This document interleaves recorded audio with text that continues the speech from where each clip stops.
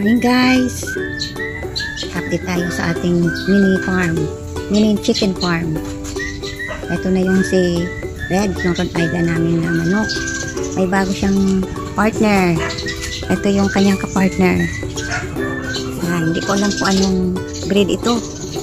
Parang Basilan yata ito or parang heritage chicken din siya na Bicard Brown yata ito. Hindi ko alam. Comment down below sa aking comment section. Nung dumating itong inahin na ito, napakailap.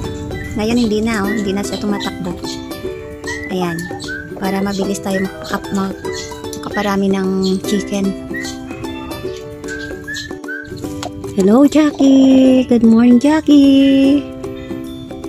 So ito na yung kapartner ni Red na isang native chicken, maitim. Ayan. So meron na siyang mga sisiw dyan na napisa. So na may nakita ako dyan na kasing kulay ni Red. Nagmana kay Red yung kanyang kulay. So meron din siyang sisiw na kulay itim. Ayan guys. Pag umalis na siya dyan sa kanyang pinagdilimliman, kikita na natin yung mga sisiw. Saka natin ililipat siya sa ibang kulungan, yung brooding pen na tinatawag. So saka na natin sila inumin ng molasses, yung tubig na may molasses. Good morning mga sisiw. Good morning Jackie. Okay, ito na po guys ang aming pinag-crossbreed na RIR at saka native chicken. So, meron pong lumabas na tatlong kasing kulay ng RIR at 4 na kulay itim na nagmana naman sa kanyang inahin. So, pinainom po sila ng mga tubig na may asukal at saka pinakain po sila ng chick booster.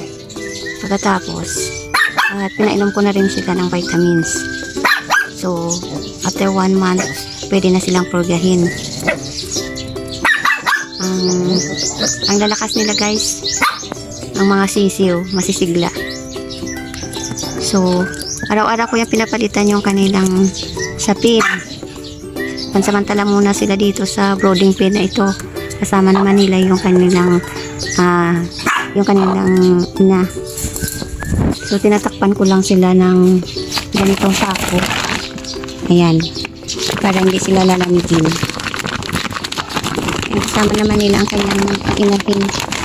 So hindi naman sila gaano nalalamig dyan. So ayan, yan nakatakip yung sako dyan. So lipat tayo dito sa kabilang pen. Ito naman yung isang inahin, dito naman siya nangingitlog. Ayan, may 2 pa lang silang itlog. So ganyan lang guys.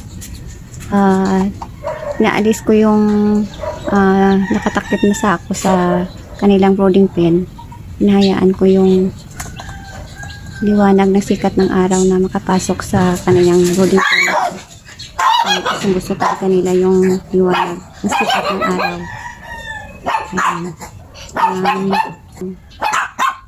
Nasisikatan sila ng ganitong araw.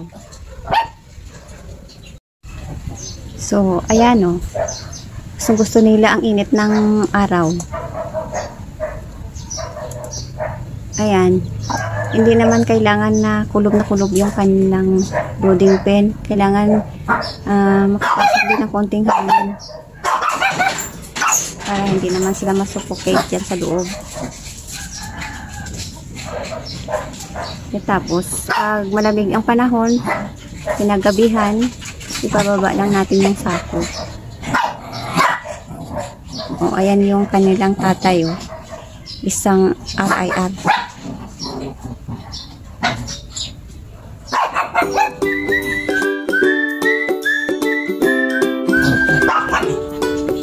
Please like and subscribe my YouTube channel for more updates.